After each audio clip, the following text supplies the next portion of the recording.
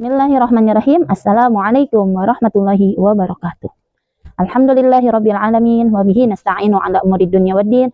Wassalatu wassalamu ala asyrafil anbiya'i wal mursalin wa ala alihi wa sahbihi ajma'in. Rabbi syrah li sadri wa yassir li amri wahlul 'uqdatam min lisani yafqahu qawli. Amma ba'du. Yang terhormat Bapak Ibu dosen STIT At-Taqwa Bandung dan teman-teman seperjuangan yang saya banggakan. Pada kesempatan ini, perkenalkan, saya Selin Sagiani Supian dengan NIM 12301261173 dengan Prodi PAI. Insya Allah akan mempresentasikan suatu makalah yang berjudul Pengelolaan Pendidikan. Bismillahirrahmanirrahim. Puji syukur kehadirat Allah Subhanahu wa Ta'ala yang Maha Esa atas rahmat dan karunia-Nya sehingga penulis dapat menyelesaikan makalah dengan judul Pengelolaan Pendidikan ini tepat pada waktunya. Makalah ini disusun untuk memenuhi tugas mata kuliah perencanaan dan evaluasi pendidikan.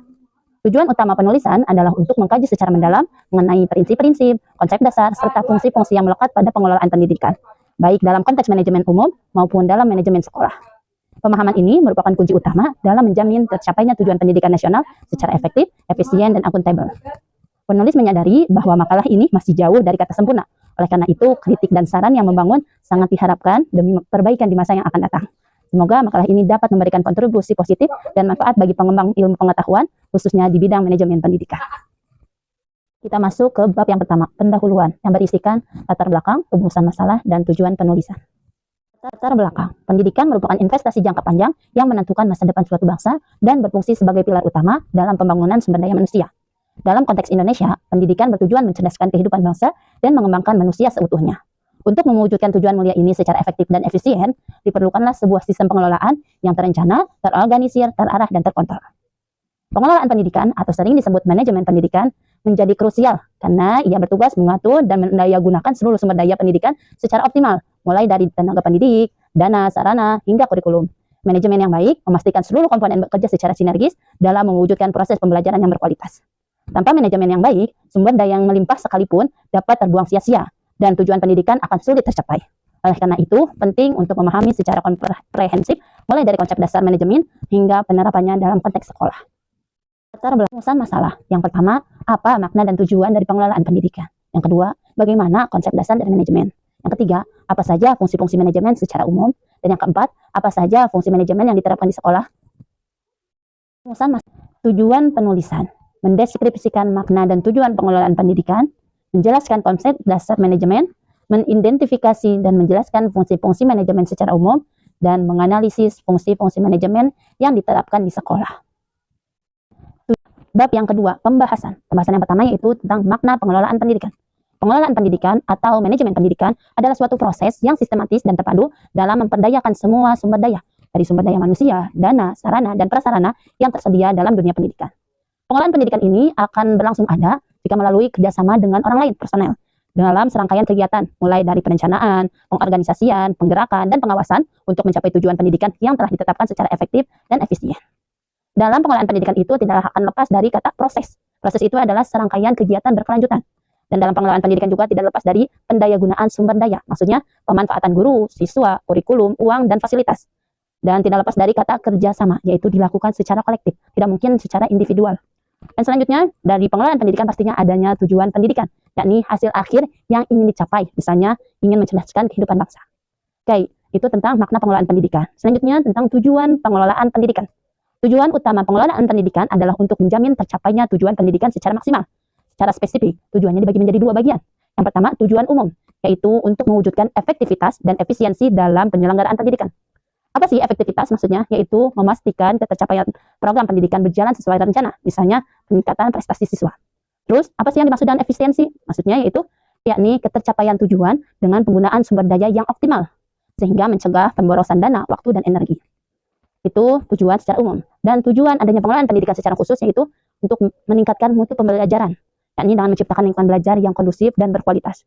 Dan tujuan yang kedua adalah pengembangan personal, yakni dengan meningkatkan profesionalisme tenaga pendidik dan kependidikan dari guru, staf, serta meningkatkan potensi peserta didik secara maksimal.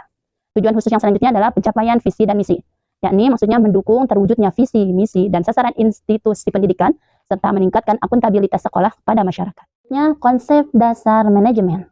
Secara etimologi, kata manajemen berasal dari bahasa Inggris, yakni manage, yang berarti mengurus, mengatur, atau mengelola. Definisi manajemen.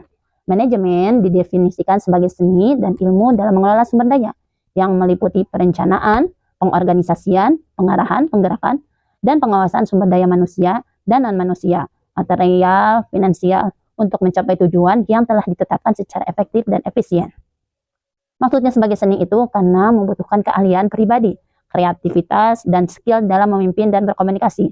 Dan maksud manajemen sebagai ilmu itu karena didasarkan pada prinsip-prinsip, teori, dan metode yang sistematis. Adapun pengelolaan sumber daya dalam bidang pendidikan meliputi 6M. Yang pertama, manusia, yakni berisikan guru, staf, dan peserta didik. Yang kedua, money, yaitu uang, yaitu berisikan anggaran dan operasional. Dan yang ketiga adalah materialis, yakni bahan. Bahan itu mencakup buku, alat tulis. Dan yang keempat adalah metode, maksudnya metode, yakni kurikulum dan strategi pengajaran. Yang kelima adalah mesin dan sarana, seperti komputer, proyektor, gedung. Dan yang keenam adalah market atau pasar atau mutu, yakni citra sekolah atau output lulusan. Penerapan konsep manajemen memastikan semua elemen 6 ini diatur secara optimal untuk mendukung proses belajar mengajar. Selanjutnya tentang prinsip dasar manajemen. Beberapa prinsip dasar yang dikemukakan oleh tokoh manajemen klasik seperti Henry Fayol. Prinsip yang relevan dalam pengelolaan itu diantaranya satu, pembagian kerja, yakni maksudnya spesialisasi pekerjaan untuk meningkatkan efisiensi. Yang kedua, disiplin, maksudnya ketaatan dan rasa hormat terhadap peraturan dan kesepakatan. Dan yang ketiga, kesatuan perintah, yakni setiap bawahan hanya menerima perintah dari satu atasan. Dan selanjutnya, semangat korps, yakni membangun persatuan, keharmonisasian, dan kerjasama tim. Selanjutnya, manajemen apapun pastinya punya fungsi. Fungsi manajemen seringkali disingkat dengan POAC, yakni planning, organizing, actuating or leading, and controlling. Nah, fungsi-fungsi ini merupakan kegiatan inti yang dilakukan oleh manajer pendidikan. Manajemen. Baiklah, selanjutnya mari kita uraikan terlebih dahulu apa sih fungsi-fungsi dari manajemen tersebut. Yang pertama adalah planning atau perencanaan. Maksudnya adalah suatu proses menetapkan tujuan atau menentukan tindakan terbaik mengenai apa yang harus dilakukan, kapan, bagaimana, dan oleh siapa sih dalam mencapai tujuan tersebut. Terus output dari planning tersebut adanya dokumen rencana strategis, program kerja, dan anggaran. Contoh nyata dari adanya planning itu adalah penyusunan RKAS, yakni rencana kegiatan dan anggaran sekolah. Contoh lainnya, menetapkan target kelulusan siswa misalnya dengan nilai rata 85. Dengan adanya penetapan target tersebut, lalu merancang kurikulum tambahan dan lain sebagainya. Dan fungsi yang kedua adalah actuating atau leading, atau penggerakan atau kepemimpinan. Maksudnya adalah suatu proses pengarahan, memotivasi, dan memimpin personal untuk menjalankan tugas yang telah ditetapkan. Output dari actuating ini adalah moral kerja yang tinggi, komunikasi yang efektif, kepemimpinan yang kuat. Contoh nyata kerjanya adalah memberikan motivasi kepada guru dan staf, mengadakan rapat koordinasi rutin, dan mengatasi konflik. Dan fungsi manajemen yang ketiga adalah organizing atau pengorganisasian. Maksudnya adalah suatu proses mengalokasikan sumber daya, merancang struktur organisasi, dan menetapkan tugas wewenang untuk melaksanakan rencana. Output dari organizing ini adalah adanya bagian struktur, deskripsi pekerjaan, job, dan lain sebagainya, dan pembagian departemen unit. Contoh nyata pekerjaannya yaitu membentuk panitia ujian, menunjuk organisasi. Contoh nyatanya itu membentuk panitia ujian, menunjuk koordinator bidang studi, dan membagi tugas guru. Dan fungsi manajemen yang keempat adalah controlling, pengawasan atau pengendalian atau evaluasi. Maksudnya adalah suatu proses menetapkan standar, memantau atau membandingkan kinerja aktual dengan standar yang telah ditetapkan, dan mengambil tindakan korektif jika terjadi penyimpangan. Output dari controlling ini yaitu adanya laporan evaluasi, rekomendasi perbaikan, dan penyesuaian strategi. Contoh nyata kerjanya itu dengan melakukan supervisi kelas, mengevaluasi hasil ujian semester, dan membandingkan penggunaan anggaran dengan rencana. Baiklah, selanjutnya kita mengetahui berbagai macam fungsi manajemen secara umum itu adalah POAC, maka pastinya dalam manajemen sekolah pun akan ada penerapan fungsi-fungsi manajemen tersebut dalam konteks institusi pendidikan formal. Manajemen sekolah itu mencakup berbagai bidang utama. Yang pertama adalah manajemen kurikulum. Fungsi utama dari manajemen kurikulum adalah membuat perencanaan, implementasi, dan evaluasi pengembangan KBM sesuai standar nasional atau sekolah. Tujuannya pastinya adalah mutu lulusannya. Terus bidang yang kedua dari manajemen sekolah adalah manajemen personalia atau PTK. Tugasnya itu adalah sebagai perencana kebutuhan, rekrutmen, penempatan, pembinaan, pelatihan atau diklat, penilaian kerja, dan kesejahteraan guru serta staf. Dan bidang ketiga dari manajemen sekolah adalah manajemen kesesuaian, yakni sebagai pengatur peserta didik dari mulai penerimaan siswa baru, pembinaan disiplin, layanan minat dan bakat siswa, hingga alumni. Dan bidang yang keempat dari manajemen sekolah adalah manajemen sarana dan prasarana. Manajemen ini sebagai perencana, pengadaan, inventarisasi, pemeliharaan, dan penghapusan fasilitas fisik sekolah, seperti gedung, laboratorium, ataupun perpustakaan. Bidang yang selanjutnya adalah manajemen keuangan atau pembiayaan. Mereka itu sebagai pengelola sumber dana, perencanaan anggaran, RAPBS, penggunaan, pembukuan, dan pelaporan keuangan secara transparan dan akuntabel. Dan bidang yang keenam dari manajemen sekolah, yaitu manajemen hubungan sekolah dan masyarakat, yakni dalam membangun kerjasama yang harmonis dengan orang tua siswa, komite sekolah, dan instansi lain untuk dukungan program dan citra positif sekolah. Dan bidang yang terakhir, yang ketujuh, dalam manajemen sekolah adalah manajemen layanan khusus, seperti pengelolaan layanan pendukung seperti bimbingan konseling, UKS, dan perpustakaan. Di slide ini adalah bab ketiga, penutup, yang berisikan kesimpulan. Kesimpulannya adalah pengelolaan pendidikan merupakan jantung dari operasional institusi pendidikan. Hal ini dikarenakan pengelolaan pendidikan adalah proses sistematis dalam memperdayakan berbagai sumber daya. Melalui penerapan fungsi-fungsi manajemen POAC secara konsisten, konsep dasar manajemen dalam pengelolaan sumber daya pendidikan yang 6M tersebut dapat didayagunakan secara optimal untuk mencapai tujuan pendidikan nasional dan institusional yang efektif dan efisien. Penerapan fungsi-fungsi manajemen ini dalam konteks sekolah terbagi ke dalam berbagai bidang spesifik, seperti manajemen kurikulum, kesiswaan, PTK, sarana dan prasarana, keuangan, dan hubungan sekolah masyarakat.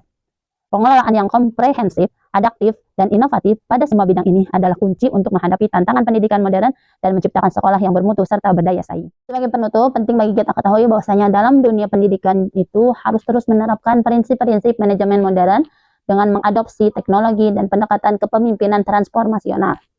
Maka bagi institusi pendidikan disarankan untuk 1. Meningkatkan profesionalisme pengelola, kepala sekolah, dan staf melalui pelatihan manajemen berkelanjutan.